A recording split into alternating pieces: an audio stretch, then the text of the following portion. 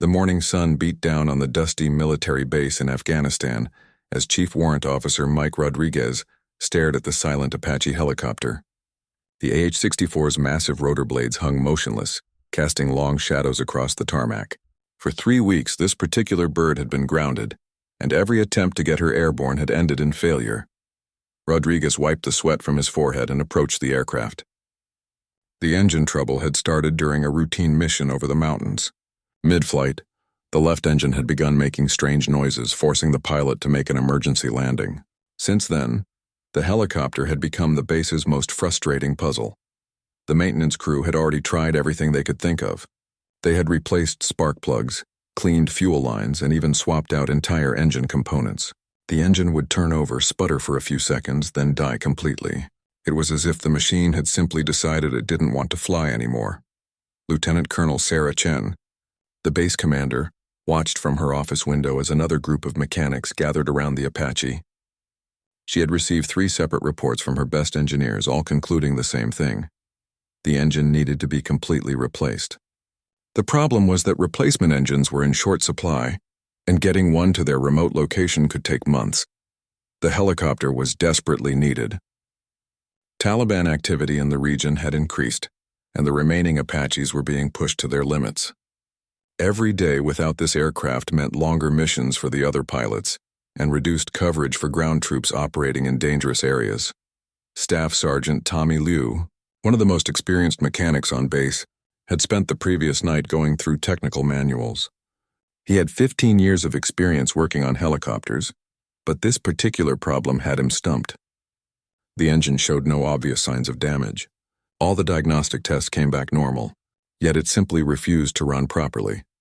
The frustration was spreading throughout the maintenance team. These were men and women who took pride in keeping aircraft flying.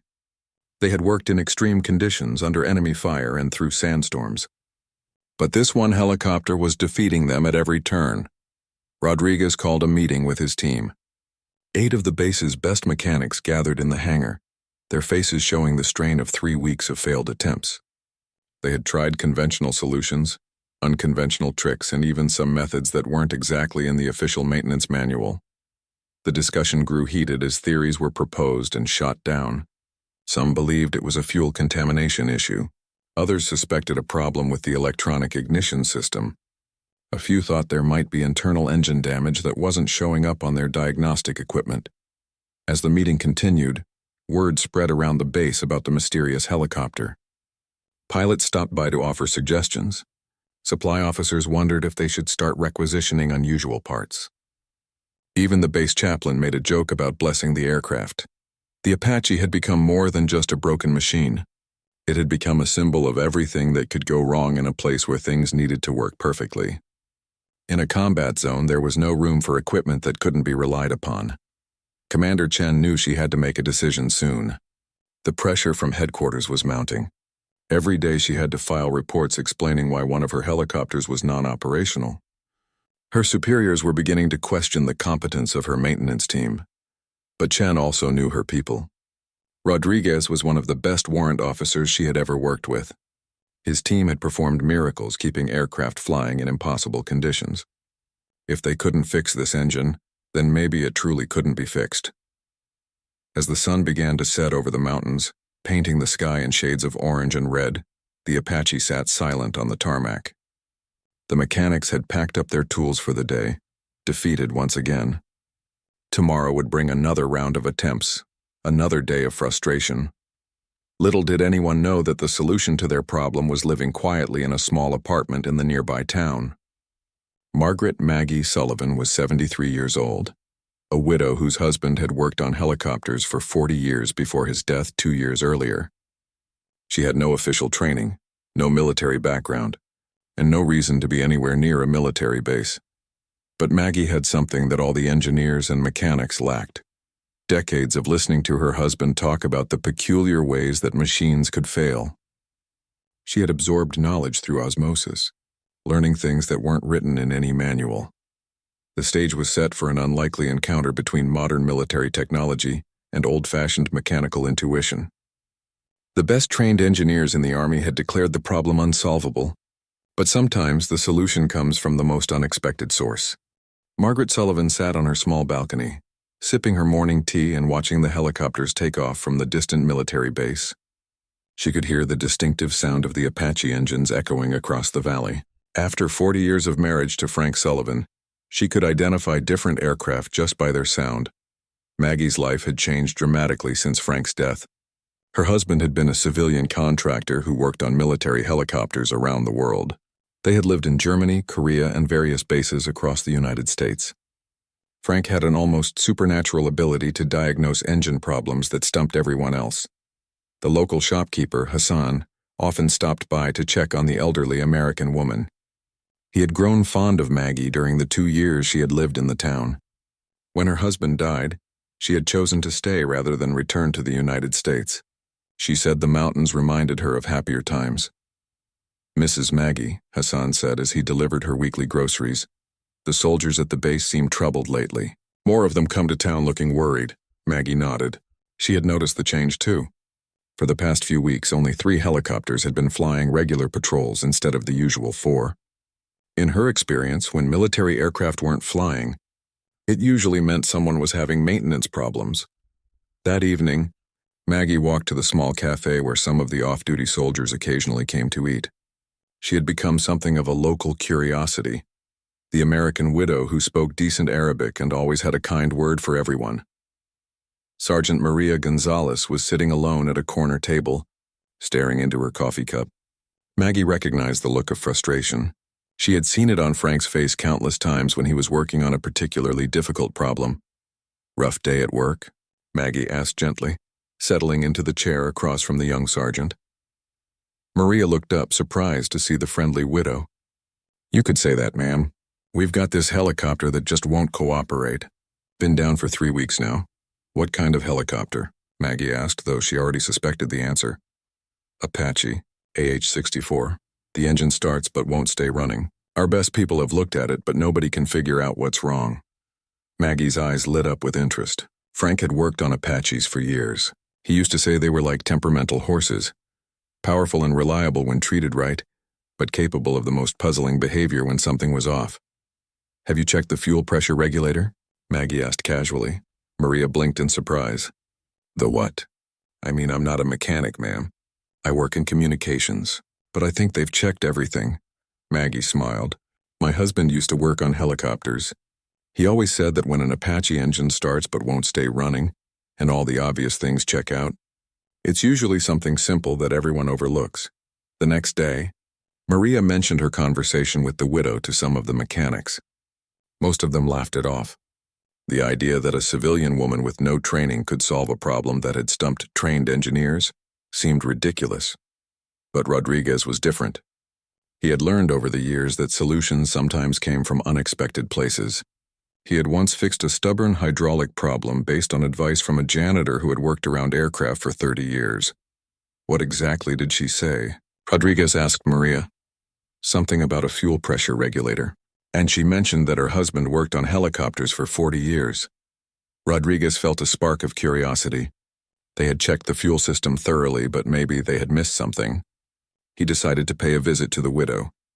Maggie was tending to her small garden when she saw the military vehicle pull up outside her building. A serious-looking man in uniform got out and approached her door. For a moment, she worried that she might be in some kind of trouble. "Mrs. Sullivan, I'm Chief Warrant Officer Rodriguez. I understand you might know something about helicopter engines." Maggie invited him in for tea, and Rodriguez found himself in the cozy apartment filled with photos of helicopters and military bases from around the world. Frank's old toolbox sat in one corner, along with stacks of technical manuals. "My Frank always said that machines talk to you if you listen carefully," Maggie explained. He could hear things that other people missed. Spent his whole life learning the language of engines. Rodriguez was impressed by how much Maggie knew about helicopter maintenance. Even though she had never worked on one herself, she had absorbed decades of knowledge simply by living with someone who was passionate about his work. "This engine problem you're having," Maggie said. "Frank dealt with something similar in Korea. Took him weeks to figure it out. Turned out to be something so simple that everyone had overlooked it." Rodriguez leaned forward. "What was it?" Maggie smiled. "That's a story for tomorrow. But I think I might be able to help you, if your commander doesn't mind an old woman poking around his helicopter." As Rodriguez drove back to base, he wondered how he was going to explain to Commander Chen that their solution might come from a 73-year-old widow with no official qualifications. It seemed impossible, but then again they had already exhausted all the conventional possibilities. Commander Chen sat in her office reviewing the latest maintenance reports. The situation was getting worse. The 3 operational Apaches were being pushed beyond their normal limits, and she was starting to see signs of fatigue in both her pilots and aircraft. Something had to give. A knock on her door interrupted her thoughts. Rodriguez entered with an expression she couldn't quite read. He looked hopeful but also slightly embarrassed. "Ma'am, I may have found someone who can help with our engine problem." Chen looked up from her paperwork. "Please tell me you've found an engine specialist who can fly out here." "Not exactly, ma'am. There's a widow living in town. Her husband was a helicopter mechanic for 40 years. She seems to know quite a bit about Apache engines." Chen stared at Rodriguez for a long moment. "You want me to let a civilian woman work on a multi-million-dollar military aircraft?" "Ma'am, we've tried everything else. This woman, Mrs. Sullivan, she mentioned specific technical details that our own people haven't considered. Her husband worked on these exact helicopters." Chen rubbed her temples. The pressure from headquarters was mounting daily. Colonel Peterson had called twice that week asking for updates. She was running out of time and options. "Tell me more about this woman." Rodriguez explained his visit to Maggie's apartment, describing the technical manuals and the obvious depth of her knowledge. Chen listened carefully, weighing the risks against the potential benefits. "Even if she knows something useful, I can't just let a random civilian onto this base. The security implications alone. Ma'am, we could bring the helicopter to her." Chen's eyebrows shot up. "Excuse me?" "The main road into town is wide enough for a ground transport. We could move the Apache there for her to examine. Keep security with us the whole time." It was an unprecedented suggestion. Military aircraft simply weren't taken into civilian areas for repairs. But these weren't normal circumstances. That afternoon, Chen called a meeting with her senior staff. The room fell silent when she explained Rodriguez's proposal. Major Williams, her operations officer, was the first to speak. "Ma'am, with respect, this seems extremely irregular. We have protocols for dealing with maintenance issues. Our protocols have failed." "Major, this helicopter has been down for 3 weeks. Captain Brooks, the intelligence officer, raised concerns about security. Taking sensitive military equipment into a civilian area creates unnecessary risks. But Lieutenant Colonel Harris, Chen's deputy commander, surprised everyone by supporting the idea. We're not talking about classified systems here. It's an engine problem. And frankly, we're desperate." The debate continued for an hour. Some officers worried about setting a precedent. Others questioned whether an untrained civilian could really solve a problem that had stumped their experts. Chen made her decision based on simple mathematics. Every day the Apache remained grounded cost them operational capability. The risk of moving it for 1 day was small compared to the ongoing problem. "We'll do it," she announced, "but with strict conditions. Full security escort, limited access to the aircraft, and if this doesn't work, we're ordering a replacement engine regardless of the cost." The next morning, word spread quickly through the base that they were moving the broken Apache into town. Some soldiers thought the commander had lost her mind. Others were curious to see what would happen. The transport operation took careful planning. The helicopter's rotors were removed and secured separately. The fuselage was loaded onto a massive trailer truck. A convoy of security vehicles surrounded the precious cargo as it made its way down the mountain road. Maggie watched from her balcony as the convoy approached the town square.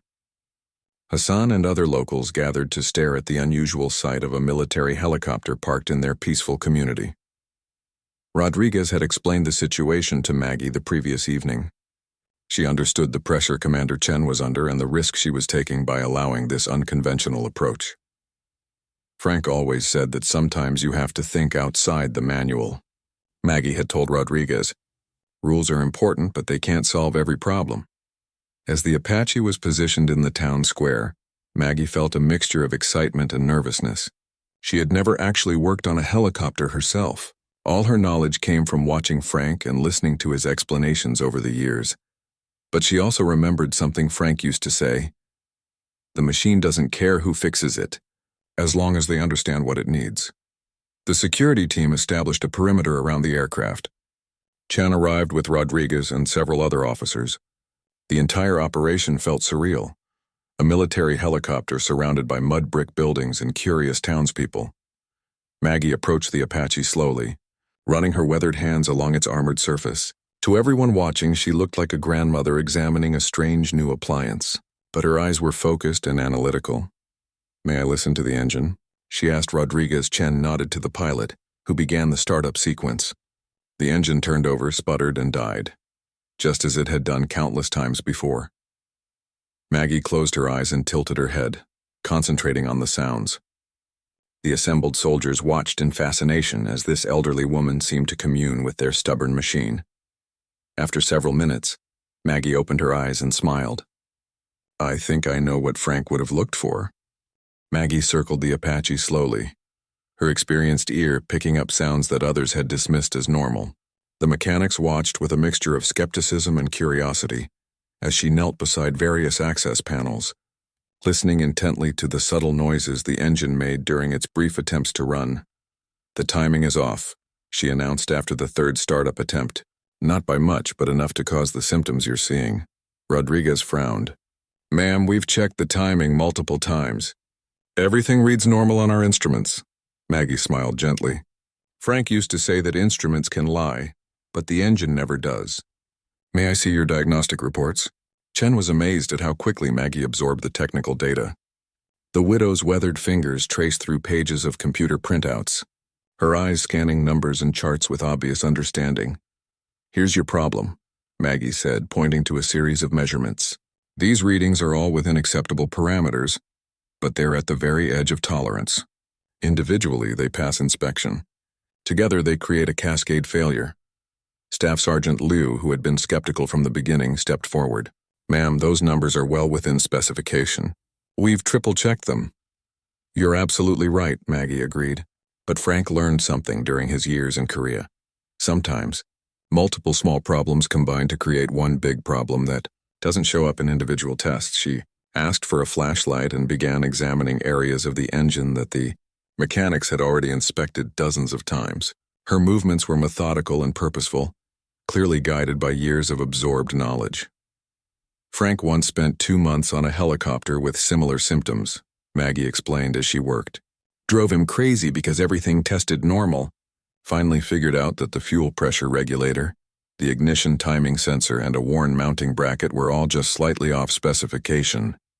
The assembled soldiers exchanged glances. 3 separate components, each technically functional, but together creating an impossible-to-diagnose problem. "The fuel pressure drops by just a fraction," Maggie continued, "which affects the combustion timing by just a millisecond, which puts extra stress on the mounting bracket, which introduces a tiny vibration that affects the pressure sensor reading." Rodriguez was beginning to understand. "A feedback loop that gets worse each time the engine tries to run." "Exactly. The engine starts because the initial conditions are acceptable, but within seconds the cascade begins, and the system shuts down to protect itself." Commander Chen found herself impressed, despite her reservations. Maggie's explanation made sense in a way that the previous diagnoses had not. But understanding the problem and fixing it were 2 different things. "Even if you're right," Chen said, "how do we prove it? And more importantly, how do we fix it?" Maggie asked to see the maintenance logs going back 6 months. As she reviewed the records, a pattern began to emerge. The fuel pressure regulator had been replaced 4 months earlier. The ignition timing had been adjusted 3 months ago. The mounting bracket had been inspected and found acceptable just 5 weeks before the problems began. Each repair was done correctly, Maggie observed, but the new parts have slightly different characteristics than the originals. Close enough to pass inspection, but different enough to create incompatibilities. She pointed to specific entries in the maintenance log. "Look at these serial numbers. The fuel regulator is from a different manufacturer than the original. The timing sensor was calibrated at a different facility. The mounting bracket was replaced with an updated design." The mechanics began to see what Maggie was suggesting. Modern military aircraft were incredibly complex systems where every component was designed to work in perfect harmony. Even small variations in manufacturing tolerances could cause problems in sensitive applications. "So what's the solution?" Rodriguez asked.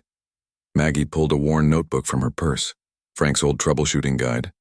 The pages were filled with handwritten notes, sketches and solutions to problems that weren't covered in official manuals. Frank wrote down every unusual problem he encountered. "Here," she said, flipping to a page marked with coffee stains and pencil corrections. "Korea, 1998. Apache engine, intermittent failure, cascade timing issue." The solution Frank had recorded was elegant in its simplicity. Rather than replacing components, he had made tiny adjustments to bring the timing back into perfect harmony. A slight recalibration of the fuel pressure, a microscopic adjustment to the ignition timing, and a small modification to the mounting bracket's position. "These adjustments are outside normal maintenance procedures," Liu pointed out. "We'd be modifying the aircraft beyond standard specifications." Chen faced a difficult decision. The solution Maggie proposed made technical sense, but it required deviating from established protocols. If something went wrong, her career would be over. "How confident are you in this diagnosis?" Chen asked Maggie directly. The elderly woman considered the question carefully. Frank was right about this kind of problem every time he encountered it. "But I've never actually made these adjustments myself." The honesty was both reassuring and concerning. Maggie wasn't claiming magical abilities or guaranteed success. She was offering the best analysis she could provide based on decades of second-hand experience. Rodriguez made the decision easier. "Ma'am, we're going to have to replace the entire engine anyway if we can't fix this. What do we have to lose?" Chen looked around at her assembled team. The mechanics were intrigued despite their initial skepticism. The security team was maintaining professional alertness while clearly fascinated by the unusual situation. "All right," Chen announced. "We try Mrs. Sullivan's approach, but we do it carefully and we document everything." The afternoon sun was getting intense as the repair work began in the town square. Maggie had insisted on starting with the fuel pressure regulator, explaining that Frank's notes emphasized the importance of working in a specific sequence to avoid creating new problems while solving old ones. Rodriguez took the lead on the actual mechanical work, with Maggie guiding him through each step. Her instructions were precise but delivered in plain language that made complex procedures sound almost simple. "Turn it counterclockwise, but just a quarter turn," Maggie instructed as Rodriguez adjusted the pressure regulator. "Frank's notes say to go slow here. The tolerance is very small." The mechanics gathered around to watch, their initial skepticism gradually giving way to professional interest. Maggie's understanding of the helicopter's systems was impressive, even if she couldn't do the physical work herself. Staff Sergeant Liu monitored the diagnostic equipment as Rodriguez made each adjustment. The numbers on his screen began to shift slightly, moving closer to the center of their acceptable ranges rather than hovering at the edges. "Pressure's coming up," Liu reported. "Still within spec, but better centered." Maggie nodded approvingly. "Good. Now we adjust the ignition timing to compensate for the new pressure characteristics." This adjustment was more complex, requiring the team to access the engine's electronic control unit. Maggie consulted Frank's notebook frequently, translating his handwritten notes into step-by-step instructions. Frank wrote that this particular combination of components creates a timing drift of approximately 3 milliseconds, she explained. Too small to trigger an error code, but enough to cause combustion instability. The timing adjustment required specialized equipment that the mechanics had brought from the base. As Rodriguez made the delicate calibration changes, Maggie watched the process with the intensity of someone who understood exactly what was at stake. "There," she said when the timing reached Frank's recommended setting. "Now for the tricky part." The mounting bracket modification was the most challenging aspect of the repair. Frank's notes indicated that the bracket needed to be repositioned by less than 2 millimeters to eliminate the vibration that was affecting the pressure sensor. "This seems like such a small change," Commander Chen observed, watching Rodriguez work with precision tools. "Frank always said that big problems often have small solutions," Maggie replied. "The trick is knowing which small solutions to try." As the work progressed, a crowd of curious townspeople had gathered at a respectful distance. Hassan, the shopkeeper, brought tea for everyone, including the soldiers maintaining security around the helicopter. The unusual scene, an American military aircraft being repaired by an elderly widow in an Afghan town square, would have been unbelievable in any other circumstances, but everyone present seemed to understand they were witnessing something special. "Bracket position looks good," Rodriguez announced after carefully measuring the adjustment. All 3 modifications are complete. Maggie wiped her hands nervously on her shawl. Now we see if Frank was right. The moment of truth had arrived. Chen gave the nod to the pilot, who began the startup sequence once again. The engine turned over, caught, and for a few seconds ran exactly as it had dozens of times before. Then something different happened. Instead of sputtering and dying, the engine continued to run. The sound smoothed out, settling into the steady, powerful rhythm that Apache engines were known for. A cheer went up from the assembled mechanics. Rodriguez grinned broadly as he monitored the engine parameters. Every reading was not just within acceptable limits, but perfectly centered in the optimal range. All systems green, the pilot reported over the intercom. Engine performance is nominal. Maggie closed her eyes and listened to the engine for several minutes. The sound that had been troubling her earlier was gone. In its place was the steady, confident rumble of a properly functioning turbine. Frank would be proud, she said quietly. The engine ran for 15 minutes without any problems. All diagnostic tests came back perfect.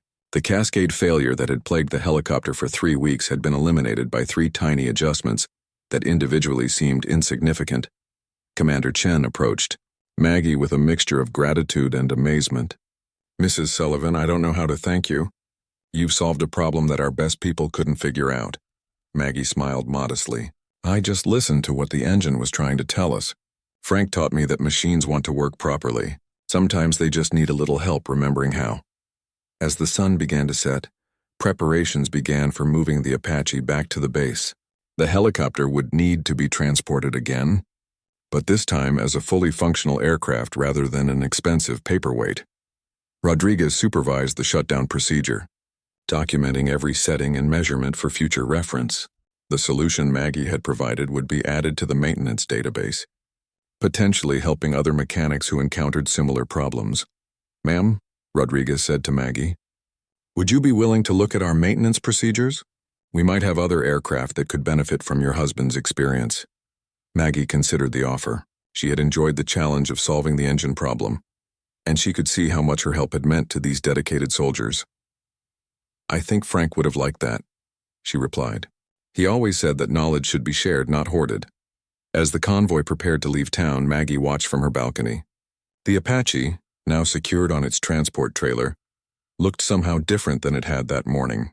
It was no longer a broken machine, but a proud military aircraft ready to return to service. The townspeople waved goodbye to the soldiers, who had been respectful guests during their unusual visit. Hassan approached Maggie as the convoy disappeared down the mountain road. "Mrs. Maggie," he said, "I think your husband would be very proud today." Maggie nodded, touching the wedding ring she still wore. "Yes, I think he would be." The Apache's return to base that evening was met with cautious optimism. Word had already spread through the military installation about the elderly widow who had diagnosed their stubborn engine problem, but many soldiers remained skeptical until they could see results for themselves. Captain Sarah Mitchell, one of the base's most experienced Apache pilots, was chosen for the helicopter's first test flight. She had been flying these aircraft for 8 years and knew exactly how they should sound and feel during operation. "Pre-flight checks complete," Mitchell reported as she strapped into the pilot's seat. All systems showing green. Rodriguez monitored the engine startup from the ground, watching every gauge and indicator with intense focus. The repairs that had seemed so simple in the town square now carried the weight of everyone's expectations. The left engine spun up smoothly, reaching operational temperature and pressure within normal parameters. Mitchell ran through her standard checks, testing each system methodically. "Engine response is excellent," she reported over the radio.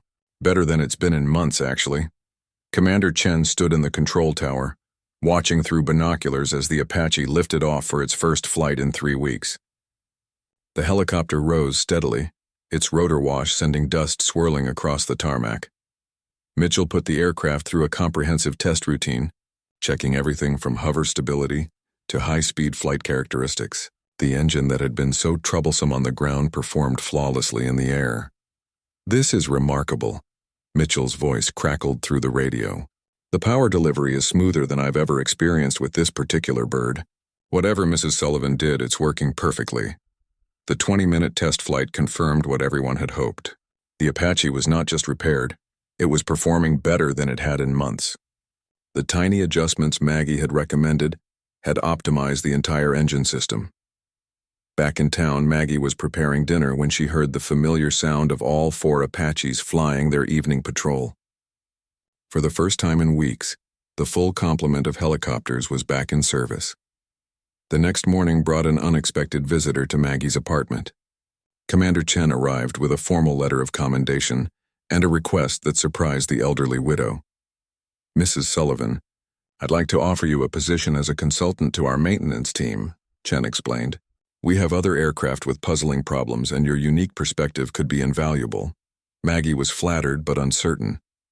"Commander, I'm not trained for military work. I just helped with one helicopter." "You solved a problem that defeated our best engineers," Chen replied. "That kind of insight is exactly what we need." Over the following weeks, Maggie began visiting the base regularly. She reviewed maintenance records, listened to problem engines, and shared Frank's accumulated wisdom with the mechanics. Her unofficial consulting work quickly proved its value. Staff Sergeant Liu, who had been most skeptical of Maggie's abilities, became one of her strongest supporters after she helped him diagnose a transmission problem that had been intermittent for months. Mrs. Sullivan looked at our data for 10 minutes and immediately identified a pattern we'd been missing for weeks, Liu told his colleagues. "She has an incredible ability to see the big picture."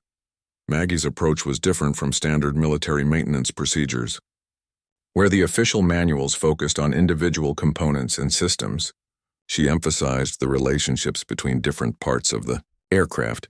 Frank always said that helicopters are like living things, she explained to a group of mechanics during one of her informal training sessions. Every part affects every other part. You can't understand the whole machine by just looking at individual pieces. Her influence extended beyond technical problems. Maggie's patient, methodical approach began to change how the maintenance team thought about their work. Instead of rushing to replace parts when problems occurred, they started listening more carefully to what the aircraft were trying to tell them. Rodriguez found himself becoming something of an interpreter between Maggie's intuitive knowledge and the technical requirements of military maintenance. He documented her insights, translating them into procedures that could be officially adopted. "We're seeing a significant reduction in repeat maintenance issues," Rodriguez reported to Commander Chen. "Mrs. Sullivan's diagnostic methods are catching problems before they become major failures." The success story of the Apache engine repair had reached higher levels of command. Colonel Peterson, Chen's superior, arrived for an unscheduled inspection and specifically requested to meet the widow who had solved the infamous engine problem. "Mrs. Sullivan," Peterson said during their meeting, "I've been in the Army for 25 years, and I've never seen anything quite like what you accomplished. Would you be interested in sharing your knowledge with maintenance teams at other bases?" Maggie was overwhelmed by the attention her simple act of helping had generated. She had never imagined that Frank's casual conversations about his work would lead to her becoming an unofficial expert in military aviation maintenance. "I'm honored by your offer, Colonel," she replied, "but I think my place is here, helping these good people who have become like family to me."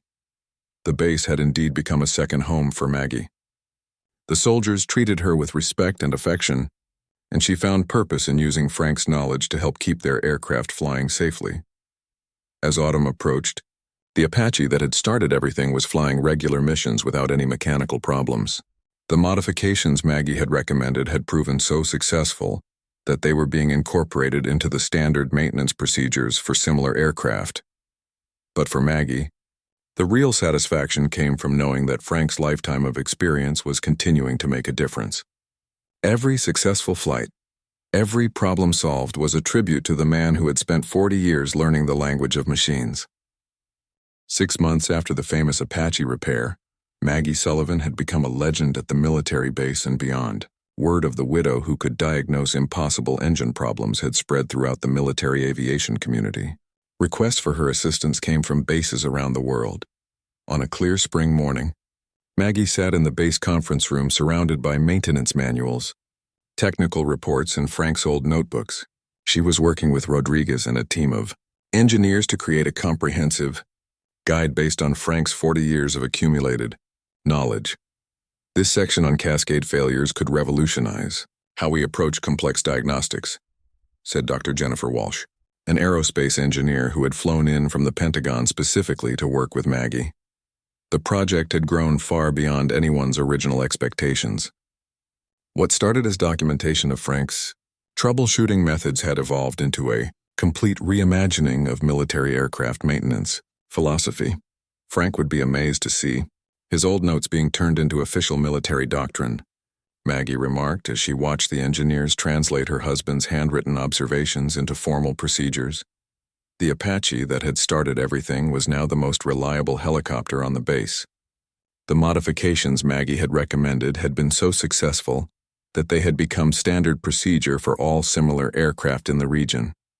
Commander Chen, who had been promoted to colonel for her innovative leadership, often brought visiting officers to meet Maggie.